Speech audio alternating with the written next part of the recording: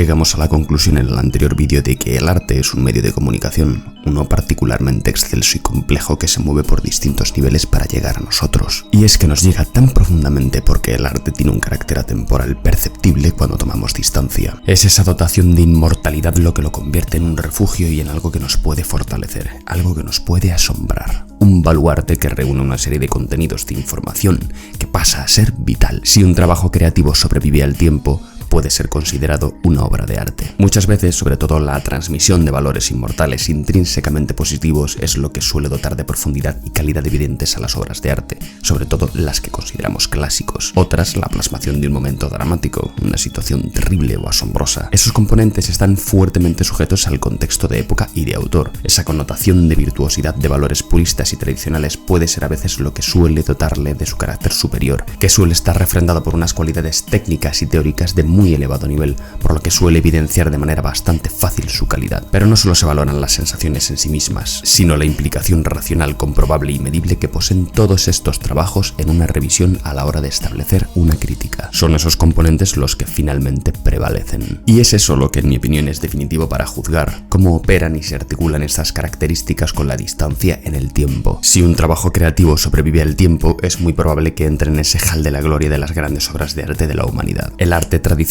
se ha valorado en esos términos, pero hoy en día sabemos que la capacidad para considerar un trabajo como tal se multiplica. La atomización y el sesgo para juzgar obras e imágenes es muy grande, casi total, por lo que incluso las cúpulas de expertos lo tienen complicado a la hora de adjudicar juiciosamente o en consenso la atribución de arte. Pero como decía, vivimos en tiempos donde la producción de material audiovisual es absurda, se produce contenido en masas inabarcables constantemente, por lo que muchas veces cosas que son buenas pueden pasar desapercibidas y cosas deplorables pueden ser ampliamente valoradas, muchas veces precisamente por ese denostado argumento de que es que como a mí me gusta, pues es arte, y otras por el mero factor de la suerte. Muchas veces se puede entrar en la categoría de artista tras un absoluto y rotundo despliegue, y otras de manera bastante absurda e incomprensible. Es trágico comprobar cómo muchas cosas de absoluta calidad se pierden en el tiempo y en el mare magnum de los contenidos. Obras fascinantes que te hacen preguntarte por qué no se han valorado apropiadamente, por qué están condenadas al ostracismo pese a una evidente y constatable calidad. Te hacen meditar si es que no existe un lugar para ellas, para que tengan un espacio memorable. Da la sensación de que lo enorme que es el mundo se hace pequeño,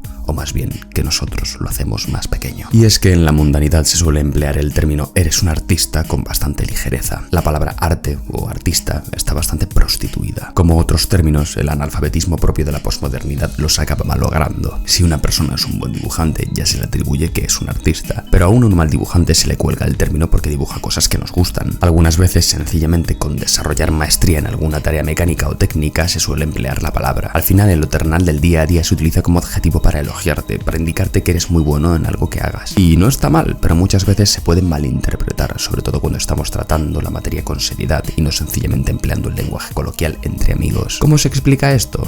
¿Ha entrado alguien en la historia solo por ser un buen dibujante? ¿O por saber tocar una canción de oído, por ejemplo? Es por ello que yo evito la palabra artista lo máximo posible y la intento sustituir por autor, por creativo o sencillamente por lo que la profesión responde: ilustrador, pintor, músico, actor, bailarín. Muchas veces definimos como artista a alguien que hace las cosas muy bien, que es capaz de desarrollar productos creativos con un muy buen resultado. En definitiva, designamos como tal a personas que tienen o expresan algún tipo de talento. Y es que es cierto que para crear una obra de arte debemos entregar lo mejor de nosotros mismos, ya sea positiva o negativamente, pero no todos los buenos trabajos son necesariamente obras de arte. Esto es un poco lío de palabras y es por eso por lo que la gente prefiere decir: mira, yo paso de movidas y prefiero pensar que el arte es lo que me guste y ya está. Por ello incido en separar la palabra y el cómo la empleamos. Artista es una persona que se dedica a las artes, por lo tanto los músicos, los escultores, los actores, los pintores, los escritores, todo esto son artistas, pero aquí la palabra describe a un grupo general o particular de autores divididos en distintas disciplinas. Por una mera cuestión de economía del lenguaje describimos al individuo como artista y ya está, que es lo más descriptivo. Luego está la palabra artista para definir a alguien que hace muy bien algo, esté relacionado con las disciplinas o bellas artes o no lo esté. Se sabe que muchas veces una persona que hace muy bien algo es un artista, porque ha desarrollado sus capacidades de manera excelsa o estilosa, y por ello, aunque desempeñe una tarea mecánica o mundana, puede ser definido como un artista. Además, podemos emplear la palabra artista de manera más conceptual concisa y técnica, como por ejemplo citar que un autor X es un pintor, por ejemplo, y es considerado un artista. Es decir, una persona que mediante su disciplina ha desarrollado una obra o conjunto de obras que lo han catalogado como imprescindible del recuerdo, unos méritos o condiciones. Esto es por su personal participación y aportación al mundo de las artes, su notable actuación dentro de ellas. Aquí es donde se suele pensar que es porque son muy buenos, pero eso de que hace falta ser bueno para triunfar es un melón que ya abriré más adelante. Por ejemplo, tengo aquí el Instagram de Kelly Foss, que es una tía que pinta de cojones, haciendo una reproducción de Madame X de John Singer Sargent. Podríamos decir que ella está a la altura de este artista. Aparentemente por los resultados sí, pero no es porque sea mujer, tranquilidad. Kelly es indudablemente una excelente autora con técnica y talento, pero reproducir el trabajo de otro no te asciende a su nivel, es decir, las capacidades y las habilidades no te dotan del título. Lo que dota al retrato de Madame X de su valor es la autoría de Singer Sargent y, sobre todo, el tiempo. Sí, Kelly Foss es muy buena, pero es que hay mucha gente muy buena y no por ello todo el mundo debe entrar en la categoría así como así. Será el tiempo quien lo decida y seguramente no será la copia a otros lo que la haga destacar, sino aquello que sea más propio de sí misma. ¿Podría ella crear algo de semejante nivel? Sí. ¿Es igual de importante por copiar el trabajo genial de otro artista? No, es una cuestión más de potencial que de calidad en sí misma. Esto no significa que no podamos elogiarla o reconocerla como una profesional de muy alto nivel, que también es meritorio. Y aquí vendría la última y de las más nocivas connotaciones de artista, que es esa dotación de haber sido tocado por Dios, de tener un superpoder, un privilegio, un algo que sin más brota en ti y te permite ser quien eres. Cosa que normalmente suele ser una justificación a envidias, a críticas o una respuesta al no entendimiento de una profundidad superior. Por lo tanto, podemos comprobar que artista tiene numerosas acepciones que pueden llevarnos a equívocos expresivos que no tienen mayor relevancia en una conversación banal, pero que pueden constituir peligrosas e irresponsables realidades cuando los que emplean esa palabra no saben lo que hacen. El éxito nada tiene que ver con lo bueno que tú eres, con tus capacidades, con tus méritos, con tu genialidad. El éxito es la conformidad que el mundo tiene con lo que eres y el intento del mundo de aprovechar tus capacidades. Por lo tanto, puede haber personas de éxito que tengan auténtico genio. Lo que se aplaude no es tu genio, no es tu talento. Lo que se aplaude es las posibilidades que el mundo ve en ti de sacar tajada de lo que tú eres.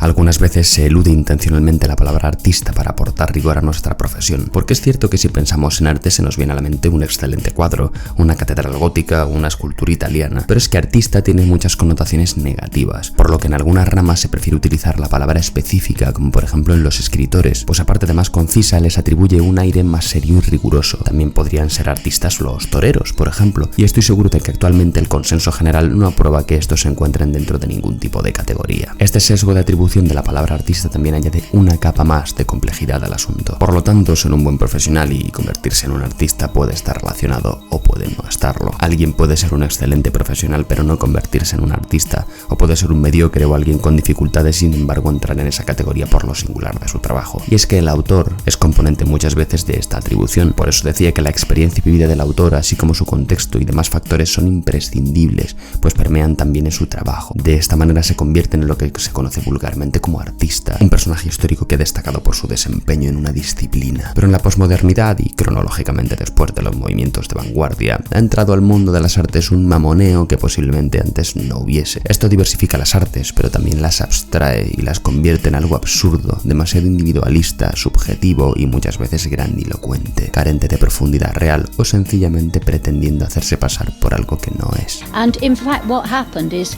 everybody just wanted to be popular. You know, oh democracy, everybody can be an artist, there are no values. El arte pasa a residir en actos transgresores que involucran objetos o conceptos, trabajos que, como decía de Prada en el anterior vídeo, no consisten ya en un buen trabajo en sí mismo, sino en que algo responda a cuestiones muy concretas y subjetivas. Esto es lo que Antonio García Villarán denomina amparte, que es el arte de la performance, el show, el no tener talento, pues la figura del artista se habría convertido en un individuo en el que reside el valor del trabajo y que es una especie de animador social excéntrico, y lo que plasma o produce no admite juicios críticos porque en cierta medida sería agredirle a él. De esta manera tampoco es necesario que el producto de su labor sea bueno o encierre algún tipo de desempeño especial o laborioso, no requiere desarrollo para ser valorado. Eso ya ha pasado a un segundo plano porque consiste en vender sensaciones e ideas a través de actuaciones. Esto, a mi parecer, es que existe carencia. Hay pocas cosas nuevas que hacer y las maneras de siempre exigen demasiado tiempo, talento, medios o trabajo. Y en la posmodernidad no tenemos tiempo, no sabemos identificar el talento ni un buen trabajo de uno malo.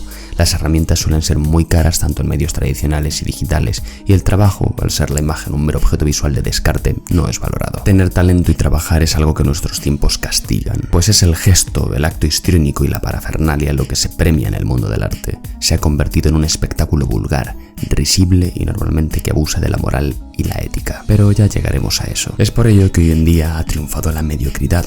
Es notorio este problema porque somos muchos, con mucho acceso a la información, por lo que cualquiera puede emitir juicios de valor absolutamente sesgados o carentes de inteligencia. El triunfo de la mediocridad no es solo que la mayoría de autores se encuentren en un estadio de producción de obras sin demasiado contenido ni profundidad o con poca técnica, sino que el juicio de valor de los receptores está nublado por la subjetividad más onanista posible, por lo que se prioriza de manera intencional el contenido mediocre, no solo por la masa producida, sino porque la masa de consumidores intuye que por una cuestión de proyección lo elige. Por eso son necesarias las élites con criterio, que a veces más que necesarias se desarrollan orgánicamente para respaldar el buen trabajo. Esta es la incapacidad de distinguir algo bueno o algo malo que decía anteriormente y que escapa al consumidor promedio. Cuando tenemos tanta masa de información y el cerebro frito por la cantidad y la velocidad que requiere dicho procesado, elaboramos un circuito mental de pensamiento que nos dirige a la complacencia. Por lo tanto, la imagen que más nos guste es la mejor y por una cuestión de mercado es la que se alza. Por eso el capitalismo no es malo. Este mercado favorece incluso el trasiego y la promoción de imágenes, lo que además promueve que la posibilidad de vivir de ello sea 100 veces más probable, 100 veces más lucrativa. Pero somos las masas las encargadas de gestionarlo bien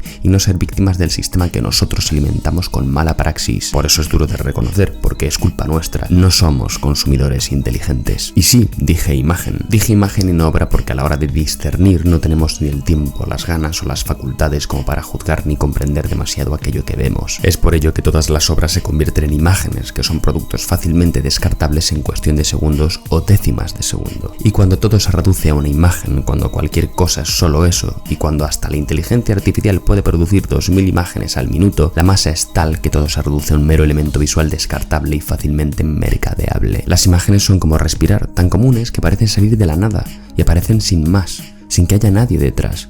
Es por ello que además, en estos tiempos modernos de prisa y desearlo todo ya, es tan fácil crear, pintar y ser valorado como autor de imágenes. Y hasta aquí el vídeo de hoy, espero que os haya gustado, dadle like o lo que os parezca conveniente y nos vemos en el próximo vídeo.